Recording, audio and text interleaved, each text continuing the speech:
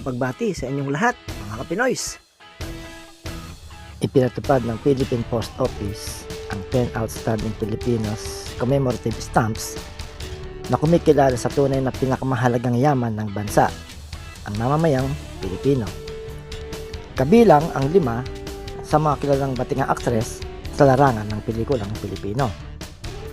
Ito ay ang nag-iisang Superstar Nora Aunor, Star for All Seasons, Vilma Santos, Gloria Romero, Rosa Rosal at Isang Roces. Ginanap ang naturang okasyon sa Manila Central Post Office sa Liwasang Bonifacio noong huling linggo ng Pebrero 2022 bilang paggunita sa kanilang ika-55 anibersaryo mula nang inilabas ang pinakaunang selyo ng Republika ng Pilipinas. May temang salamat, pagpupugay sa mga alamat. Ang 10 Outstanding Filipinos ay ang mga atletang sina Olivia Bong Coo sa bowling at Ramon Fernandez sa basketball.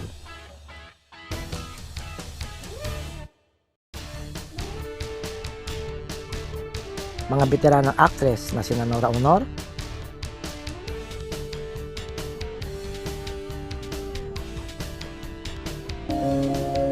ang itsura ko noon na hindi talaga pagbida dahil ang mga artista nung araw ay puro mistisahin, matatangkad, at talaga magaganda po talaga. Kumpara po sa akin na talagang ang itsura ko payat, tapos maitim, parang lalaki yung gano'n. Ang pagkanta lang talaga ang gusto ko noong araw. Hindi ko talaga pinangarap na magiging artista nga ako dahil sa itsura ko pa nga. Kung ano yung pinangarap mo, huwag bibitawan at kailangan ipagmalaki mo kung ano yung binigay sa'yo ng Diyos. Ang pangarap, minsan may sakripisyo kasi din yan eh. May mga panahon na hindi ka pinapalad. Yakapin mo kung ano yung pangarap na ibinigay sa'yo ng Diyos. Huwag kalilimutan ang mga taong tumulong, kung sino yung mga taong naging malapit sa'yo at hindi ka iniwanan, lalo ng mga fans. Gusto ko maging tularan ako ng mga lalo ng mga kabataan ngayon, kung ano man yung mga nagawa ko, kung ano man ang naging kontribusyon ko sa industriya. Gusto ko maging inspirasyon ako nila. The most awarded Filipino actress both here and abroad, making her truly the one and only superstar in the Philippines, Miss Nora Aunor. What wonderful words from Miss Nora Aunor. Vilma Santos,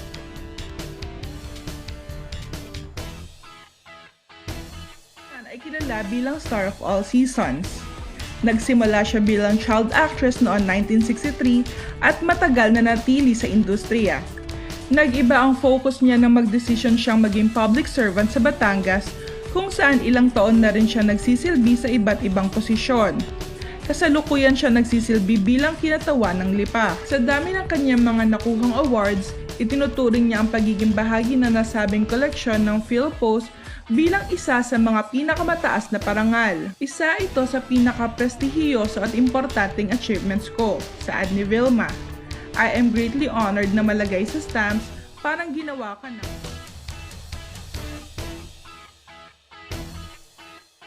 Gloria Romero, Salamat sa Diyos, sabi ko, binigyan niya sa akin yung aking pangarap. Isn't it wonderful na yung dream mo sa buhay magiging sa'yo? Wow!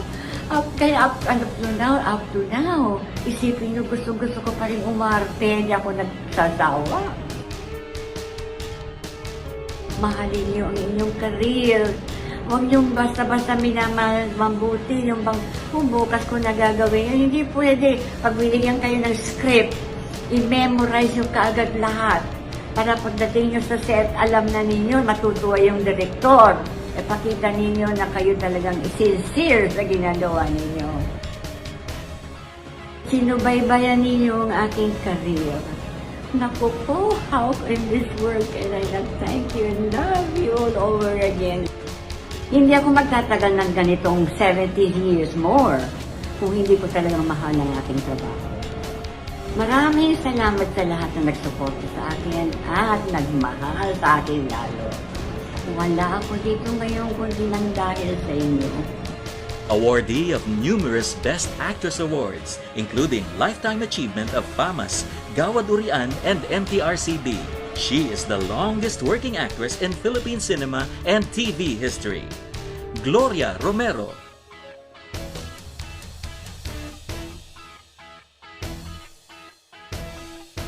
Rosa Rosal,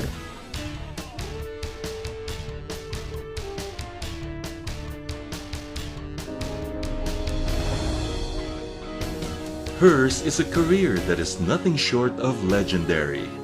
From her movies in the 1940s alongside top leading men to costume dramas that revealed her versatility, with classic films such as Anak Dalita, Biyaya ng Lupa, and Badyaw, Rosa Rosal has captivated audiences from all over the country and gained several recognitions from various award-giving bodies.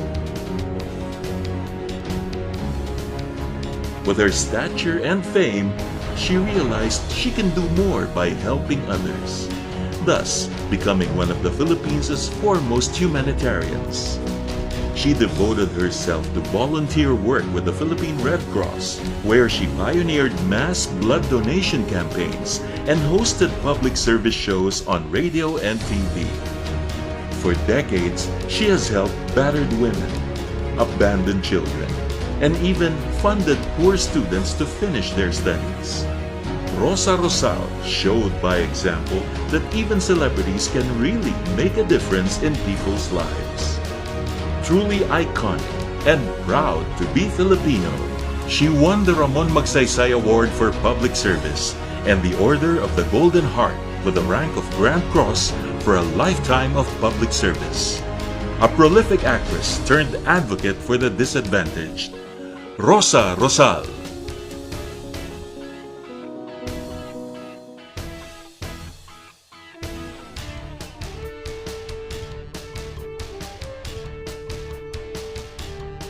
at Susan Roces.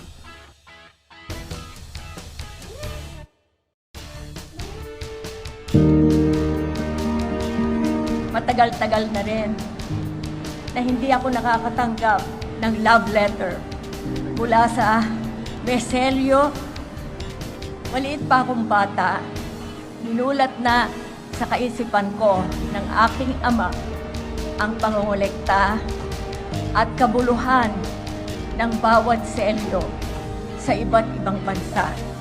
Ngayon, ni sa hinagap, hindi ko inisip na darating ang araw na ako ay magiging kabilang sa pinaparangalan sa Post Office. Maraming salamat po sa inyong lahat.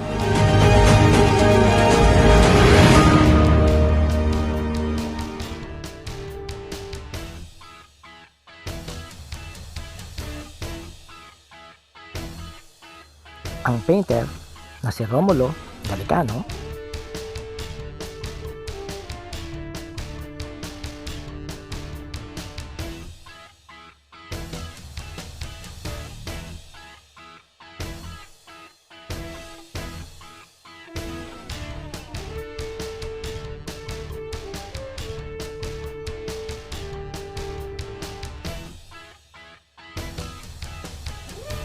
at mga scientist na sina Dr. Baldemero Olivera,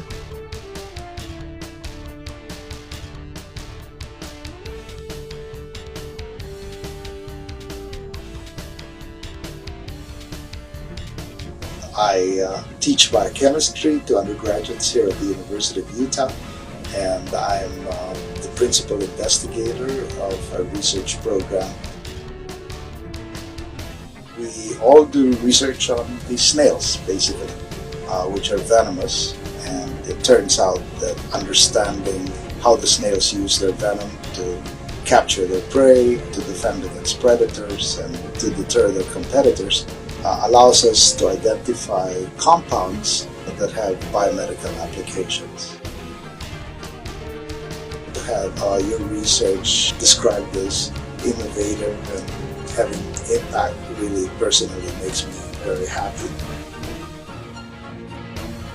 I didn't really diverge from wanting to be a scientist. So throughout my education, I just followed that.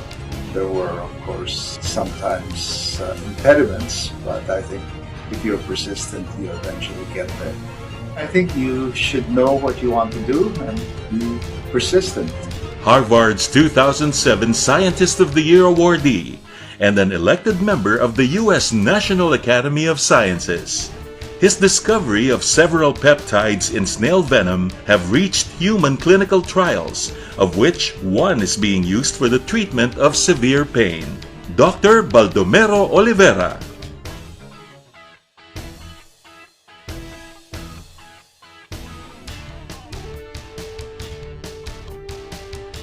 At Dr. Ernesto O Domingo.